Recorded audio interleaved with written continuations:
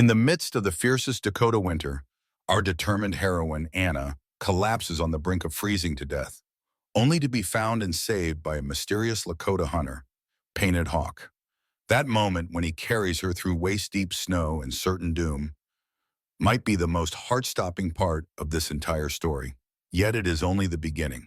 If you want to discover how their fragile alliance blossoms into a bond neither frontier nor prejudice can easily break, then stay with us until the very end. We promise every twist and turn will leave you breathless. Before we plunge deeper, don't forget to subscribe to our channel and ring that notification bell. Your support ensures we can keep sharing stories of love, courage, and unity. Tales that remind us all of the power of humanity in the harshest of times. In the bitter heart of the Dakota Territory, winter in 1879, few things were more unforgiving than the elements themselves. The wind swept across open plains with a ruthless chill, and the snow, often piled waist-high, transformed the landscape into a stark, white desert. Settlers who had braved these parts were a hardy sort, yet even their fortitude could be tested by the savage season. It was in this raw land, perched on the edge of a small settlement called Willow Creek, that Anna Morris found herself widowed and alone. Anna had arrived in Willow Creek 2 years earlier, full of youthful eagerness and an unshakable desire to teach. Her husband David had come west as a carpenter, lured by the hope of building homes and churches in a growing community. Anna, armed with an education from a small college in the East, believed she could serve as the settlement's first proper teacher, introducing children to literature, arithmetic, and the wider world.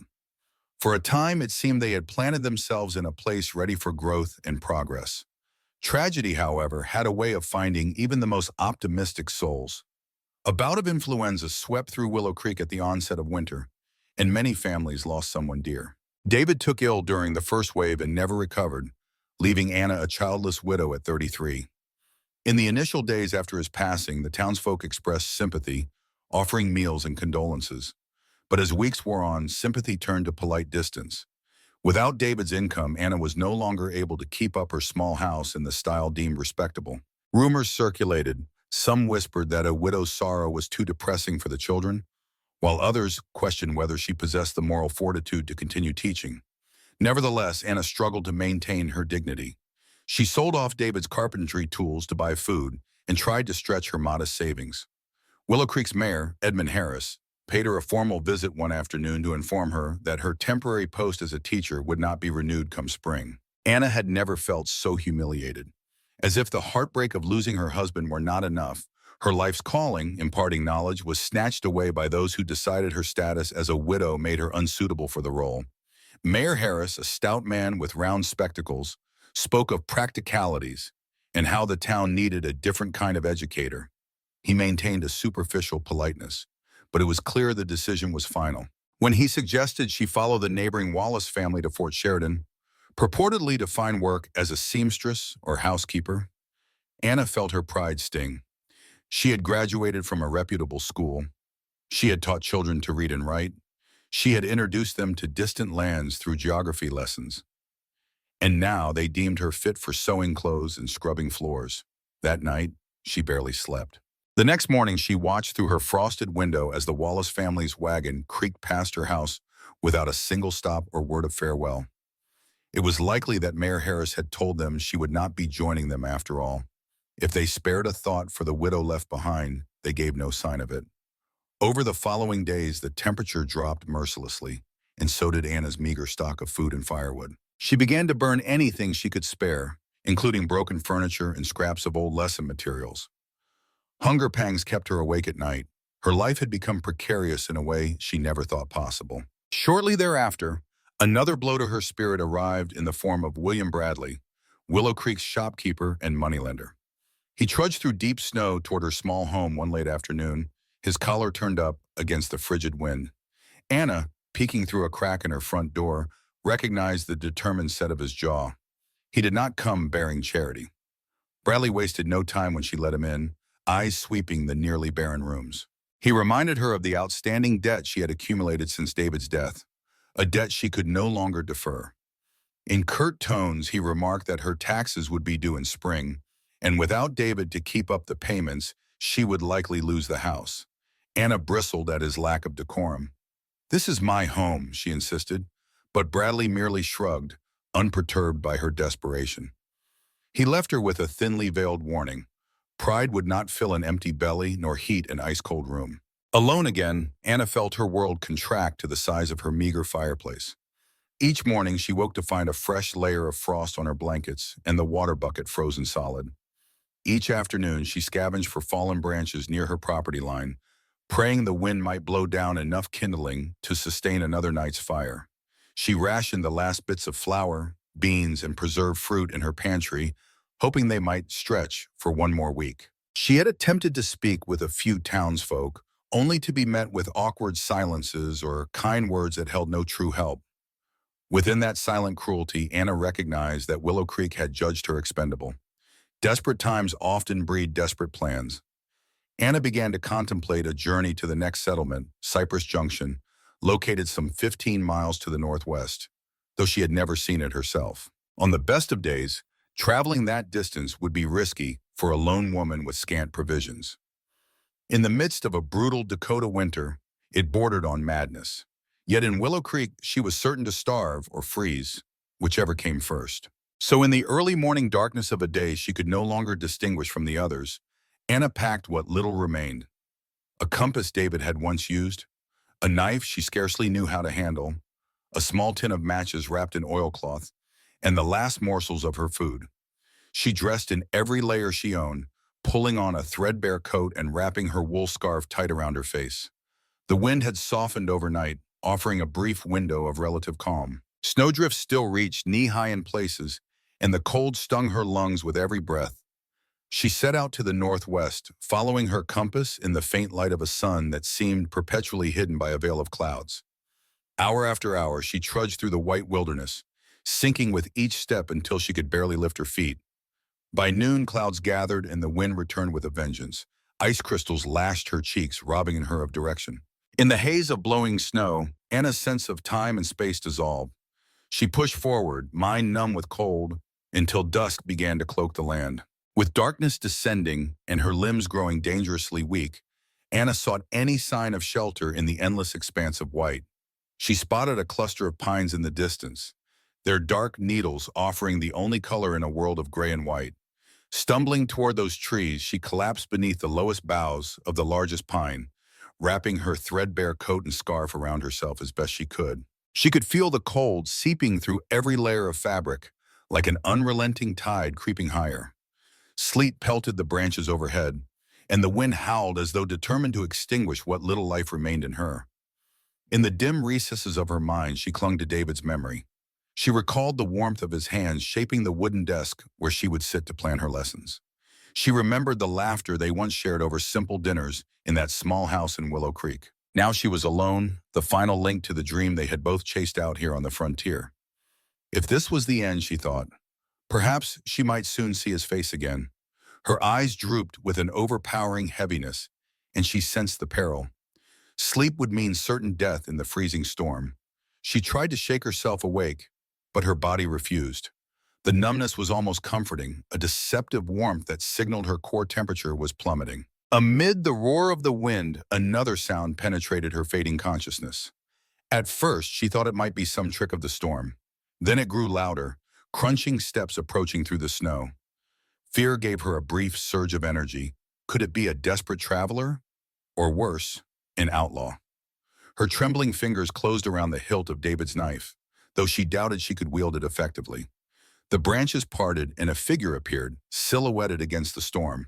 Tall, broad-shouldered, wrapped in fur-lined coverings that shielded much of his face from the pelting ice. He paused when he saw the knife in her shaky hand, raising his palms to show he meant no harm. "You can't stay here," he said, his English surprisingly clear, though accented. "This storm claims lives." Weak and disoriented, Anna could only stare. She managed a single syllable. "Help." The figure knelt beside her. In the faint light, she could make out strong features that identified him as Lakota. His eyes, dark and calm, flicked over her in swift assessment. With minimal ceremony, he lifted her as though she weighed no more than a child. Anna tried to speak, but her mouth refused to form words. The warmth of another human body against her frozen limbs was startling. and she found herself instinctively pressing closer. He introduced himself with 2 words, Painted Hawk. Then he turned, carrying her deeper into the snow-laden forest. Anna fought to keep her eyes open, aware that falling asleep again could be fatal. Yet exhaustion pulled at her insistently. Every jostle of Painted Hawk's arms was a silent command that she keep fighting. Through half-lidded eyes, she watched the swirling snow part around them, his footsteps sure and deliberate. Eventually, her body refused any further demands. Surrendering to the darkness, she slipped into a haze of feverish dreams. When Anna opened her eyes, she was enveloped by an unfamiliar warmth. It took her several moments to realize she lay inside a shelter, part cabin, part tent, constructed with wooden poles and thick buffalo hides. A low fire crackled at the center, smoke drifting up toward a small opening in the roof. Animal pelts covered the floor, and she was wrapped in one of them, feeling more secure than she had in weeks. Her head still swam with fatigue, but the piercing cold had eased. She gingerly tested her fingers and toes. Though they felt stiff, they could still move. A soft rustling drew her attention to the shelter's other occupant. Painted Hawk sat cross-legged beside the fire, stirring a clay pot. Though he wore a buckskin shirt and leggings decorated with subtle beadwork, his attire was minimal compared to the heavy layers he'd used outside. He turned at her, stirring, setting aside the pot. "You return from the darkness," he said calmly. "Drink this." He poured a steaming liquid into a wooden cup and handed it to her. The aroma was wild and pungent, some sort of broth laden with herbs. Anna sipped, wincing at its bitterness, but it eased the dryness in her throat. She mustered her voice after a few cautious swallows. "Thank you," she rasped, unsure how else to sum up her gratitude for being saved from near certain death. Painted Hawk acknowledged her thanks with a slight nod. "The cold is harsh," he said, his voice neither warm nor unkind, merely factual. "No one should die alone in the snow if there is a way to save them." He studied her features, perhaps expecting further questions or explanations. Anna managed, "I'm Anna Morris." There was a time she would have also mentioned she was a teacher, that she hailed from the East, or that her late husband's name was David. But at this moment, simply stating her name felt like an effort. "You are far from any settlement," Painted Hawk observed, returning to stir the pot. "I've seen tracks in this region, mostly deer and elk. You left Willow Creek?" "Creek?" Anna nodded, noting the slight lift of his eyebrows in surprise. "I was alone," she explained, her voice still hoarse.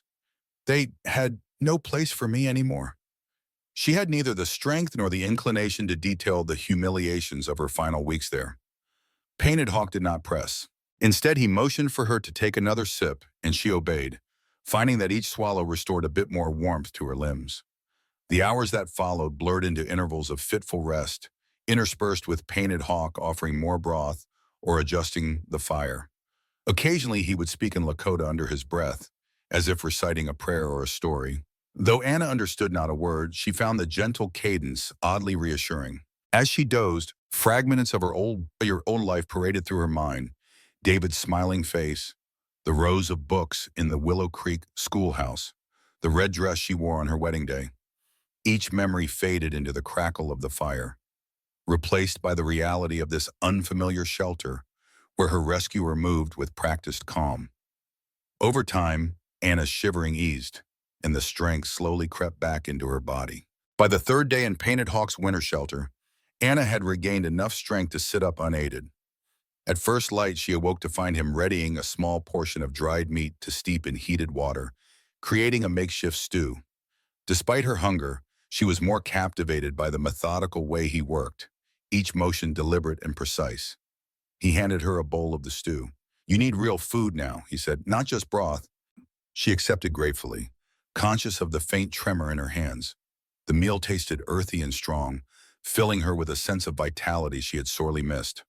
When they finished eating, Painted Hawk returned to tending his tools, a set of snares, a hunting bow, and a quiver of arrows. Anna observed him in silence, curiosity blooming.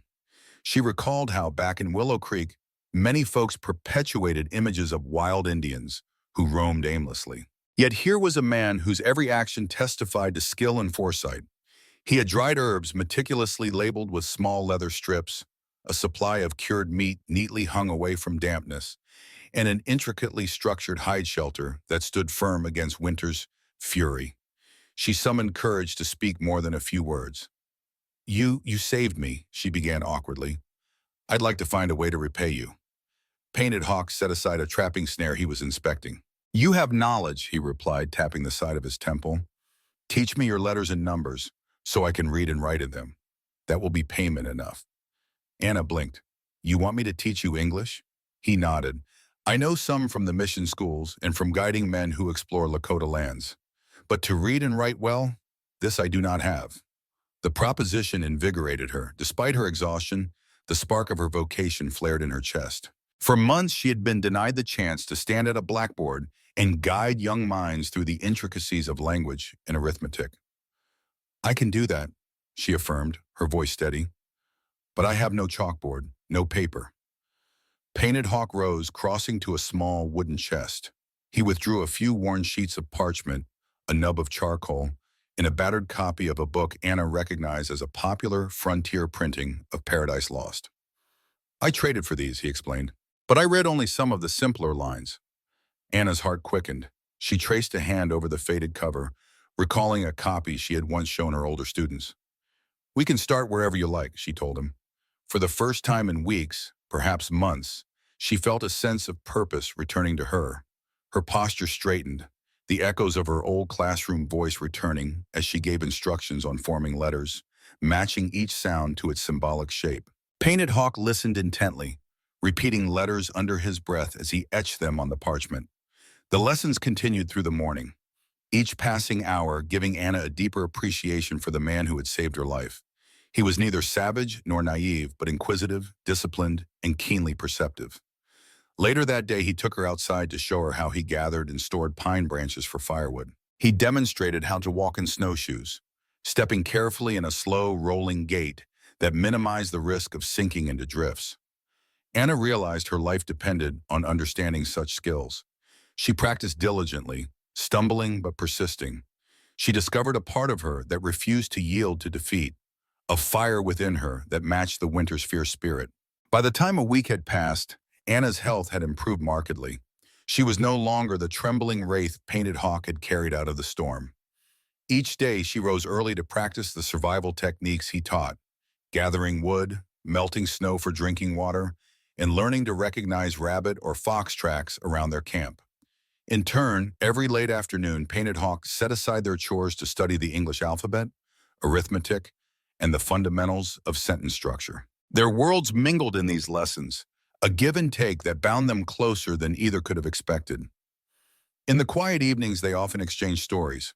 Painted Hawk shared traditional Lakota tales of wise coyotes and trickster spirits, epic journeys across the plains, and deep reverence for the buffalo herds.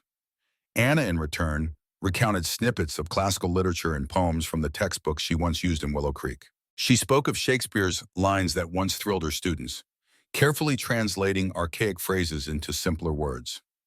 Despite the difference in language and culture, Painted Hawk grasped the heart of each story, whether it was a Lakota legend or a sonnet from an English bard. One evening, as they huddled near the glowing embers of the central fire, Painted Hawk noticed Anna poring over the battered copy of Paradise Lost. She was outlining passages in charcoal for the next day's reading lesson. "You speak sometimes of your husband," he said softly. "He was a kind man." She swallowed, feeling a pang of grief that had dulled to a chronic ache. "His name was David," she answered, her voice cracking slightly. "He was a carpenter, skilled with his hands. He built a small schoolhouse in Willow Creek and made furniture for folks who needed it. We were happy until illness took him." She paused. "But once he was gone, the town looked at me differently, as though my value was tied to him being alive." Painted Hawk's expression remained gentle but thoughtful. "Among my people," he said, "when a person journeys to the spirit world, we mourn but also remember they still walk with us in stories, in the objects they made, in how they shaped our lives." He cast a glance at the wooden cup Anna held. "The memory can strengthen, not diminish, what they left behind." Anna blinked back tears. She had heard platitudes about David's death, but seldom had anyone offered her insight so honest, so rooted in compassion rather than pity. Before she could respond, Painted Hawk lifted his head as if sensing a disturbance. He gestured for silence. From outside, muffled by layers of hide and snow, there was a distant crunch of footsteps. Anna tensed, recalling how she had been left to starve by her own people. Painted Hawk rose, retrieving a knife from the far side of the shelter. With a cautionary glance, he moved to the entry flap and peered out. In the dim twilight, Anna heard hushed voices. A moment later, Painted Hawk slipped outside, his silhouette disappearing against the snow. Heart pounding, Anna strained to catch any snippet of conversation. She heard low murmurs, the faint clank of a rifle. Then Painted Hawk returned, accompanied by someone else, a Lakota man whose braids were adorned with small shells. They exchanged words in Lakota that Anna could not follow. The newcomer seemed agitated, gesturing toward the western horizon. Painted Hawk's voice remained calm, but his face was etched with concern. The exchange ended quickly as the visitor stepped back out into the night, leaving Painted Hawk with a troubled expression. When Painted Hawk re-entered the shelter, the tension in his posture spoke volumes. Anna set aside the cup of half-finished broth, apprehension coiling in her stomach. "What was that about?" she asked quietly. Painted Hawk settled across from her, laying the knife down on a fur mat. "A scout from another band," he explained. "He says outsiders have been spotted traveling near these parts. White men who talk about claiming new land. They ignore the treaties as though they don't matter." The lines of concern on his face deepened. "Such men can be dangerous to both my people and your people who value peace." Anna's mind flicked to Willow Creek, to the memory of William Bradley's cold eyes and how easily he had dismissed her. But men who merely stood by as a woman starved were one kind of threat.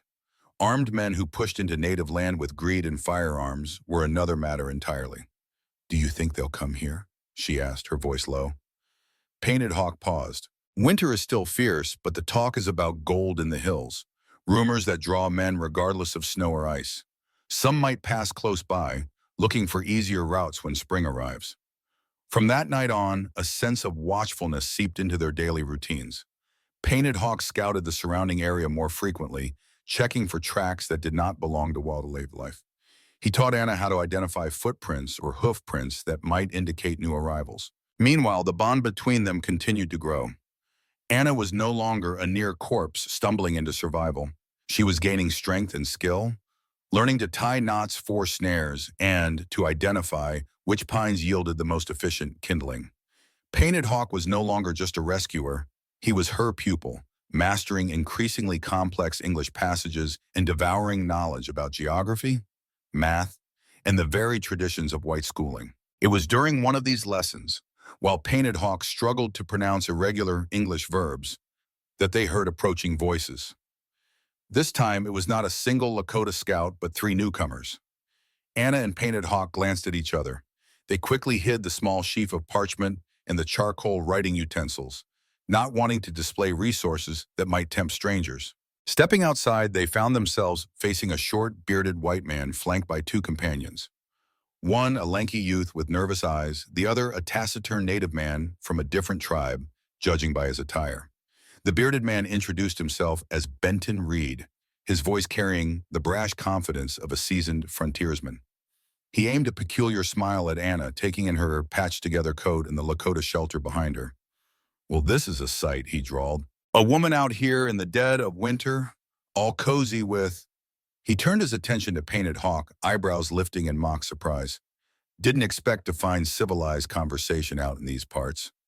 His grin widened, though Anna caught an edge in his tone. Painted Hawk stood silent but watchful. Anna, mustering her teacher's poise, asked Benton if they were travelers passing through. "Heading to Fort Sheridan," Benton replied. "Heard there's gold to the north, but we're not foolish enough to freeze for it. Gonna wait out the season, maybe trade for supplies." His gaze flicked again to Anna. "You got folks worried about you back in Willow Creek, ma'am?" Anna's heart tensed, wondering if Willow Creek had indeed sent out word, though it seemed unlikely given how they had all but cast her aside.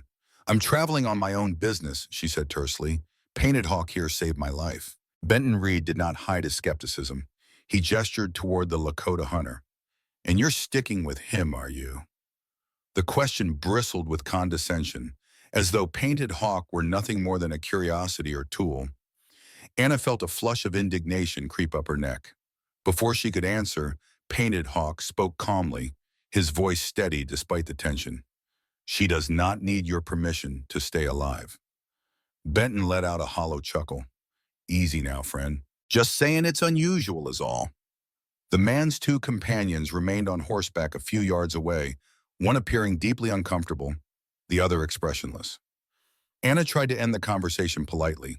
She explained that she was neither captive nor in need of rescue, that Painted Hawk was a skilled hunter who had nursed her back to health. Benton nodded slowly, watching them with calculating eyes. Well, maybe we'll run into you again at Fort Sheridan when the thaw hits, he remarked. I bet a month's wages, folks, they'll have plenty to say about a white teacher shacking up in an Indian's winter camp. Could cause some fuss. His tone suggested he might even enjoy stirring that fuss himself. They offered to buy supplies, coffee, dried meat, but Painted Hawk declined, saying they had barely enough for themselves. With a shrug, Benton turned his mount, his men following suit. Suit yourself, he said, raising a hand in a mock salute. We'll be watching for you. The three riders departed, leaving behind a swirl of tension in the cold air. Anna exhaled, her breath a frosty cloud. They won't let this be, she murmured, more to herself than to Painted Hawk. Men like Benton Reed see the land and the people as something to exploit. Painted Hawk nodded, his expression grim. We should prepare for others like him, traders, soldiers, those after gold. The winter camp that had been a sanctuary of sorts now felt exposed. Over the following days, Painted Hawk and Anna redoubled their efforts to store food and strengthen their shelter. He taught her to fire a rifle, though the recoil bruised her shoulder. I hope you never have to use it, he told her, guiding her hands to position the barrel, but knowledge can mean the difference between life and death on the frontier. Despite her pacifist inclinations, she recognized the truth of his words. She also continued teaching him how to read and write with greater fluency. By lantern light, they practiced forming English sentences, discussing how Painted Hawk could use such skills when trading or dealing with military officials.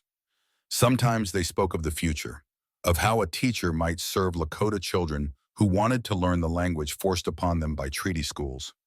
Anna felt a flicker of hope whenever they discussed those possibilities. Through her darkest days, the act of teaching had been her purpose. Now, with Painted Hawk's trust and curiosity, she remembered how vital it felt to share knowledge across cultural boundaries. Yet each night, as the winds howled around the shelter, Anna lay awake thinking about Willow Creek's rejection and Benton Reed's insinuations.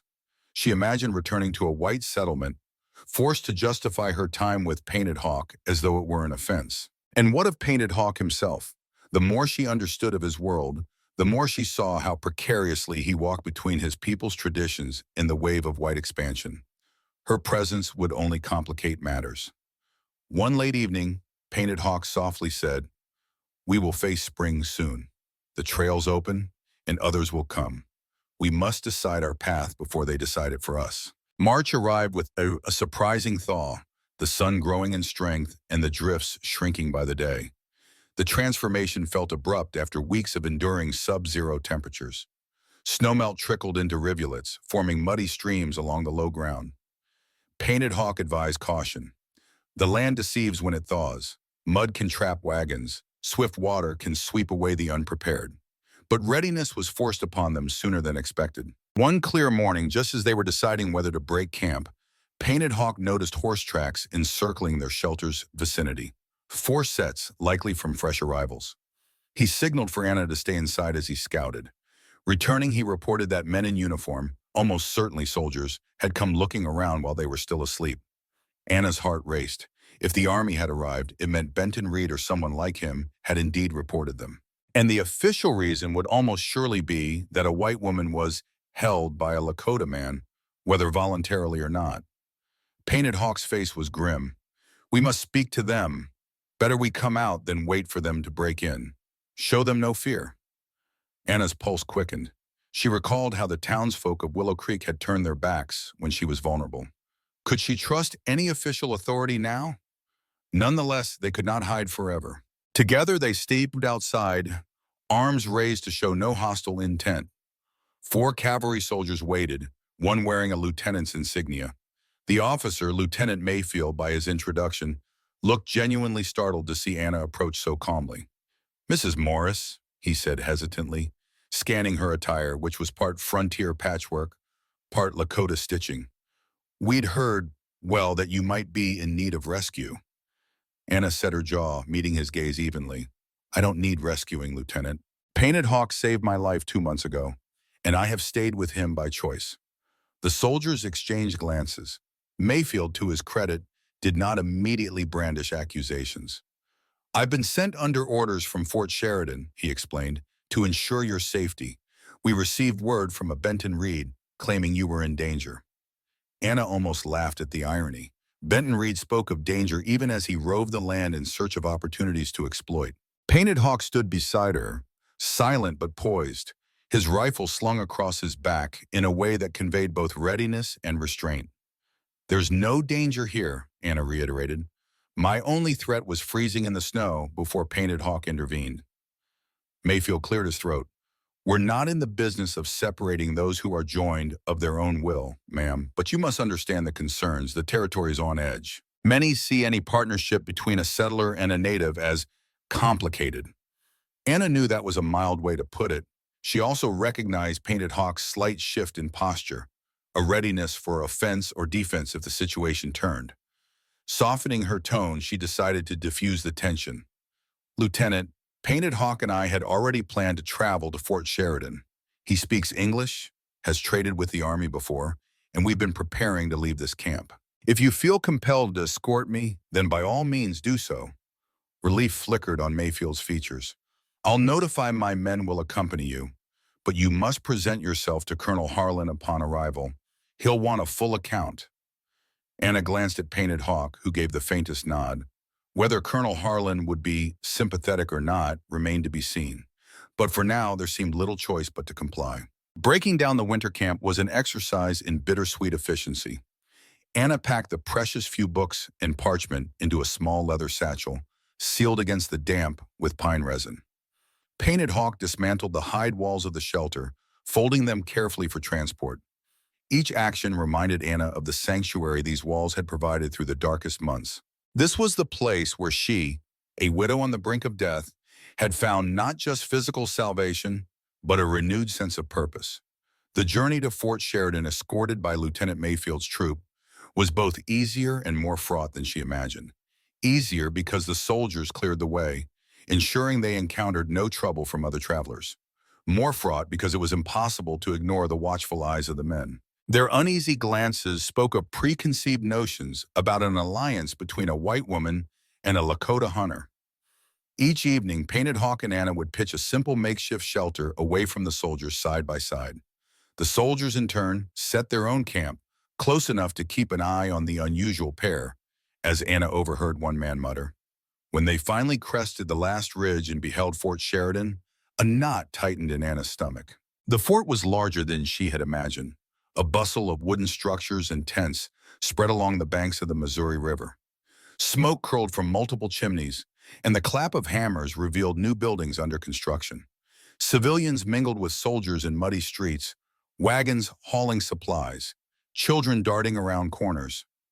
After the quiet, sheltered life she and Painted Hawk had shared, the sight was overwhelming. Upon reaching the fort, Mayfield guided Anna to Colonel Harlan's office.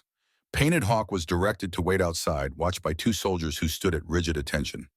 Though Anna longed to protest, she recognized that overt defiance now would do no good. Colonel Harlan sat behind a sturdy wooden desk, meticulously neat with documents stacked in even piles. He was a large man with a neatly trimmed mustache and keen blue eyes. From the start, his tone was firm, but not harsh. Mrs. Morris, he greeted, scanning her with curiosity. I understand you were found in rather unusual circumstances. Anna explained everything from David's death and Willow Creek's cold dismissal to her near-fatal trek in the blizzard.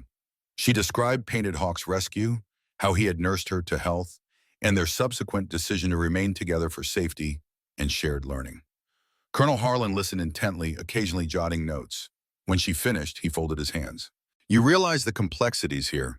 The territory is tense. Many settlers won't take kindly to a woman living with a Lakota man, no matter the reason. My concern is for your well-being. Anna, summoning the teacher's composure that once commanded a classroom, replied, My well-being and my purpose. I intend to teach. There is a dire need for education on this frontier, and Painted Hawk shares that view. We wish to work with those who see the value in bridging these worlds. Colonel Harlan's eyebrows lifted. Bridging these worlds, eh? He took a slow breath. Very well. You'll remain at the mission settlement near the fort until a decision is made. Reverend Tuttle oversees it. Painted Hawk may stay in the designated Indian Agency area. Anna fought the urge to question the forced separation, but held her tongue for now. Perhaps that was the concession Colonel Harlan needed to show some official line had been drawn. Before dismissing her, the colonel added, I can't promise acceptance from everyone, Mrs. Morris. But if you want to teach, if Painted Hawk truly wants to learn, we can see what might be arranged. Anna stepped out into the corridor, heart hammering. Painted Hawk waited near the far door, his posture tense.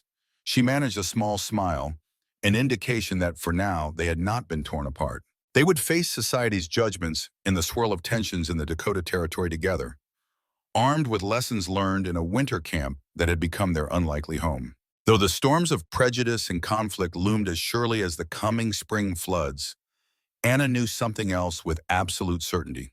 No matter how fierce the trials ahead, she and Painted Hawk had already defied one of the cruelest winters imaginable, discovering in each other a resilience and respect that transcended the divide between their peoples. And that bond, she believed, could endure. Reflecting on Anderson and Painted Hawk's story, I can't help but feel inspired by the choices they made, braving isolation, misjudgment, and even outright danger just to defend the bond they forged. Their time in that secluded winter camp proves that true compassion and respect can flourish even in the direst circumstances. Although they face more challenges when spring arrives and society intervenes, their unyielding spirit demonstrates how shared knowledge and open-heartedness can bridge worlds typically held apart by fear. What are your thoughts on their journey? Do you believe such resilience and unity can triumph against prejudice? I encourage you to share your opinions and insights in the comments. Let's continue this discussion and celebrate the power of stories to connect us all.